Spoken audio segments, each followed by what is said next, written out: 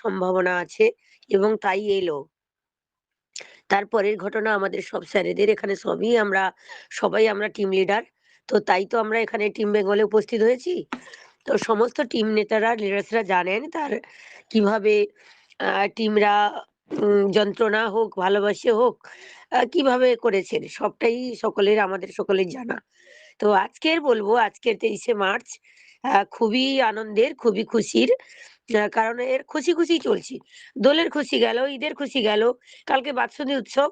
তার মধ্যে আমাদের তো ডিসেম্বরের পরে কেউ ১০ দিন পরে, কেউ ১ মাস পরে, ডিসেম্বরের পর থেকে তো রিজার্ভেশন নিতেই আছে। তো এখন আবার বলছে উইথড্রল হবে ফার্স্ট। হ্যাঁ, এবার আজকের দিনে এই যে আরিফ স্যার বললেন ৩৫০ নিয়েছে। তাহলে তিনি অনেকদিন আগে থেকেই করেছেন। একটু বেশি ডলারই দিয়েই করেছেন। তো এই জায়গাগুলো যে আমরা এই খুশিটা, এই $৩৫০ উনি উইথড্র নিয়েছেন, এইটা উনি যদি উনার গ্রুপে দিয়ে দেন, তো গ্রুপের এলাকার লোকরা খুব খুশি হবেন, খুবই আনন্দিত পাবেন এবং জানবে যে স্যার এই ব্যাপারটা নিয়ে করেছে। তো আমাদের খুশিগুলো যদি সবার মধ্যে ছড়িয়ে দিতে পারি, সবার মধ্যে যদি বিলিয়ে দিতে পারি, আনন্দটা আরো বেশি হবে। যেমন আমরা খুবই যে সেলিম স্যার বললেন যে আজকের এই দিনটার কথা কেউ মনে করলো না। স্বাভাবিক। এই যে খুশির খবরটা, এই যে আরিফ স্যার দিলেন। তো এটা কত যে আমরা অনেকে আগে তুলে নিয়েছি ১ সপ্তাহ আগে। এবার গতকাল হবে, কেউ পরশু হবে। কিন্তু পার্টিকুলার আজকের দিন ২৩ তারিখ। একটা ঐতিহাসিক দিন আমাদের জীবনে। ট্রেজার এনএফটির একটা ট্রেজার ফান্ডের একটা নোভার একটা ঐতিহাসিক দিন আজকের। তো আমরা সকলেই সাক্ষী থাকলাম যে ২০২৫ মার্চ আমাদের যন্ত্রণা, চোখের জল, অপমান, অসম্মান অনেক কিছুই দিয়েছে। যন্ত্রণা দিয়েছে যেটা কেউ রাস্তায় বেরোতে পারেনি, কেউ বাড়ি থেকে বেরোতে পারেনি, কেউ বাড়ি থেকে চলে গেছেন অন্য কোথাও, এখনো বাড়ি আসতে পারেনি। অনেকের সাথে ঝগড়া হয়েছে, হাতাহাতি হতে যায়, অসম্মান করেছে, কথা বলেনি এখনো। তো সেই সমস্ত বন্ধুরা ওই জন্য বলে না যে কেউ করবে আর কেউ লুচির মতো ফুলবে। হ্যাঁ? আপনি আপনার কাজ করে যান। তো বিশ্বাস আর ভরসা এই দুটোই মানুষকে বিশ্বাস এমন একটা জায়গা স্যার যে সেইটা থেকে এক ভগবানও ভগবানও হার মেনে যায়। কারণ আমরা তো অহল্যার পাষাণ উদ্ধার শুনেছি। অহল্যার যে তিনি তার যে বেহুলা লক্ষীন্দর যে শুনেছি। হ্যাঁ? লক্ষীন্দরকে যে কি তপস্যা করে, হ্যাঁ? ভগবানের সঙ্গে লড়াই করে তিনি তার বিশ্বাসের জোরেই জিতেছেন। যে বিশ্বাসটা এমন একটা জায়গা যে আমি ওই জায়গায় পৌঁছবই, আমাকে দিতেই হবে। এই ভরসা, ভালোবাসা, শ্রদ্ধা এটা আমরা একমাত্র ট্রেজারার এফডিকেই করতে পারি। ট্রেজার ফান্ডকেই করতে পারি, নোভাকেই করতে পারি। তো এই জায়গায় বলব যে আমি আর বিশদ আগের গল্পটা বলছি না। যে আমি নোভার মূল উদ্দেশ্যটা কি? নোভার মূল লক্ষ্যটা কি? তো আমি বলব নোভা এনএফটির মূল লক্ষ্য এবং দীর্ঘমেয়াদী উদ্দেশ্যটা হলো এটাই যে নোভা প্রতিষ্ঠার সময় থেকেই বলে আসছে, স্পষ্ট করে বলছেন যে এটা হচ্ছে দীর্ঘমেয়াদী, টেকসই এবং উন্নয়নমূলক একটি প্রকল্প। এর হচ্ছে মূল উদ্দেশ্য হচ্ছে এটা। হ্যাঁ? কোনো স্বল্প মেয়াদী নয় বা কোনো ক্ষণস্থায়ী প্রজেক্ট নয়, কোনো অস্থায়ী প্রজেক্ট নয়। এটা হচ্ছে বলছে কি দীর্ঘমেয়াদী কার্যক্রম। এবার আরো কি বলছে? এটা গেল উদ্দেশ্য। এবার আমাদের লক্ষ্য কি ট্রেজার এনএফটির? না, আমাদের লক্ষ্য হলো চূড়ান্ত লক্ষ্য শিল্পের শীর্ষস্থানে পৌঁছানো এবং সমস্ত এনএফটি জগৎকে একটি দীর্ঘমেয়াদী এবং স্থিতিশীল এবং বিশ্বাসের মানদণ্ড জায়গায় পৌঁছে দেওয়া। তাহলে কত বড়, বড় কথাগুলো আমাদের নোভা এনএফটি বলছেন।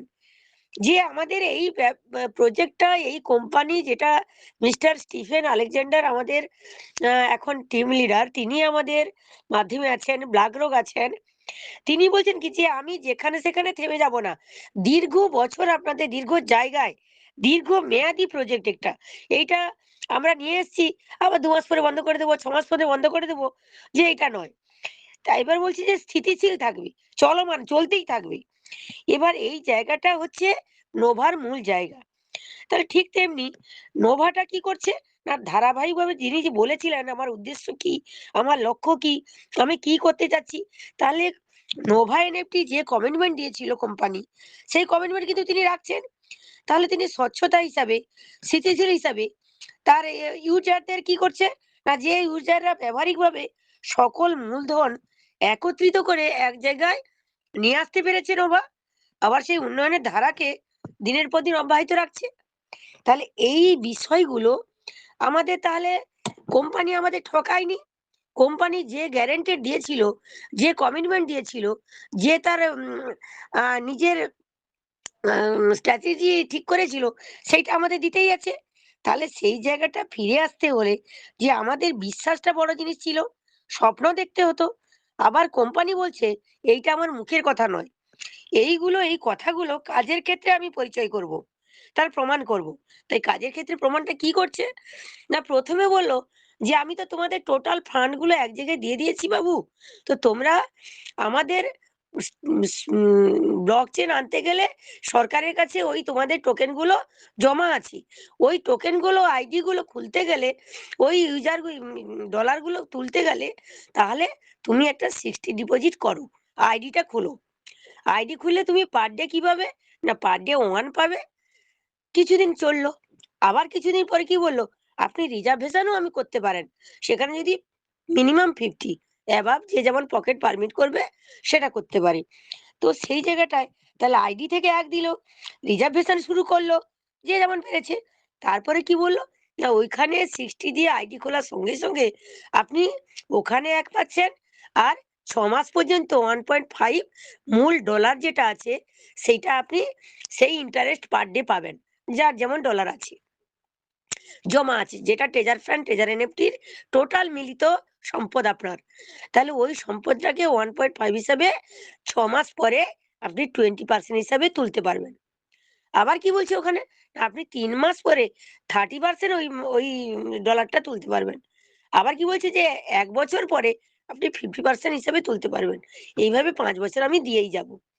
তো এই বিষয়গুলো আমরা আমাদের কজন বন্ধুকে বলেছি না, আমরা কি শুধু সেলিম স্যার বকবক করছে, সেলিম স্যারের গাইড নিচ্ছি, অন্যান্য স্যারেদের গাইড নিচ্ছি, মানসী ম্যাডামেরও গাইড নিচ্ছি, আমরা সমস্ত স্যারের বক্তব্য শুনছি, শুনে আমরা যে যার জায়গায় আছি।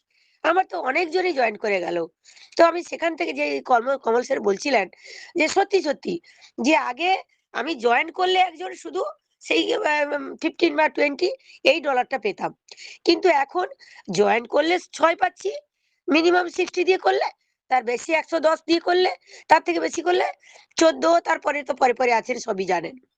তো সেই জায়গাটায় আর যদি সেটা নাও হয়, সেটা তো হচ্ছে নাও হয় না, ওটা তো হচ্ছেই। এছাড়া একজন জয়েন করলেও পার ডে তার টিম ইনকাম তিনি পাচ্ছেন, এটা কিন্তু আগে ছিল না। তাহলে এই যে বিষয়গুলো আমাদের মানে আমরা সামনে গেলেও ইনকাম, ডায়ে গেলেও ইনকাম, বাঁয়ে গেলেও ইনকাম, পেছনে তাকালেও ইনকাম, উপর দিকে তাকালেও ইনকাম। তাহলে নোভা আমাদের চারপাশে ইনকামের দরজা খুলে দিয়েছি। আবার কেউ বলছে কি কেউ যদি চান আর্নও করতে পারেন 8 দিনের জন্য। ঈদের অফার দিয়েছিল, দোলের অফার দিয়েছিল, তারপরে মাঝে আর্ন বুস্টার দিয়েছিল।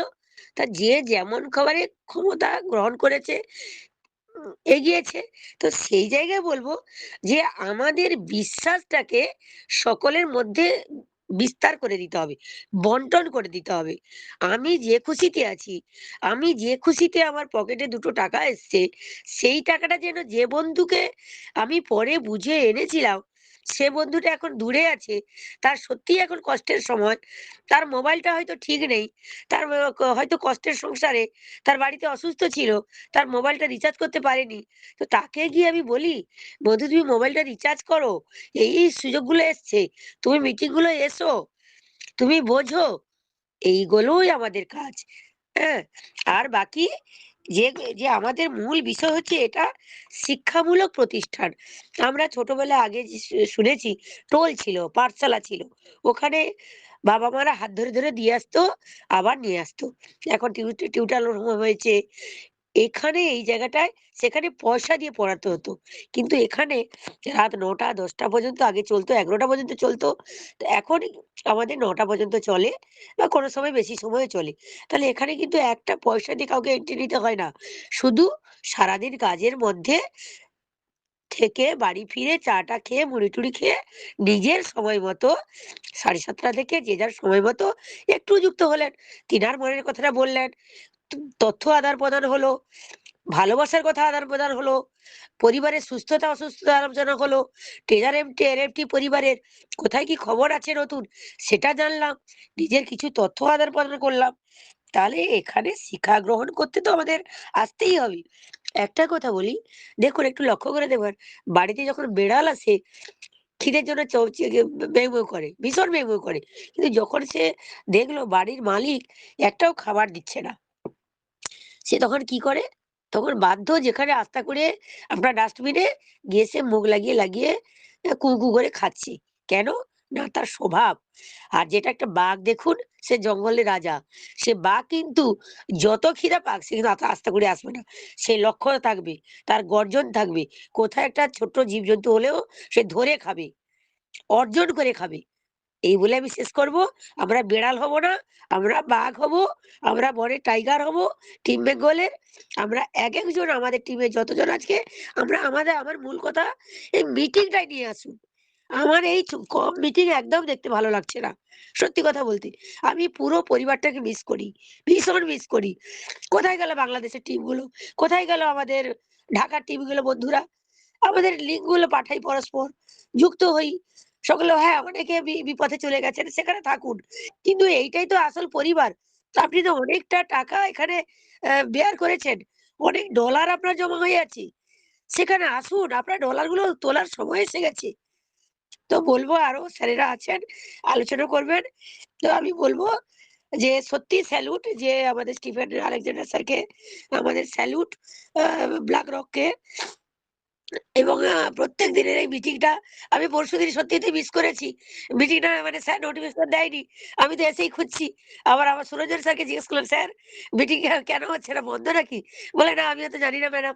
তো আমি খুব মিস করি। মানে যেমন কোথা থেকে ফিরলে বাড়ির ছেলেপুলে, বাচ্চা-কাচ্চা, মা-বাবা এখানে ওখানে কোথায়, এ কোথায় রে, সে কোথায় রে, সে কোথায় রে? খোঁজ নিই। সেরকম একটা এটা পরিবার হয়ে গেছে। দেখি আমি মিটিংটা কোন স্যার আসছে, কোন স্যার আসেননি।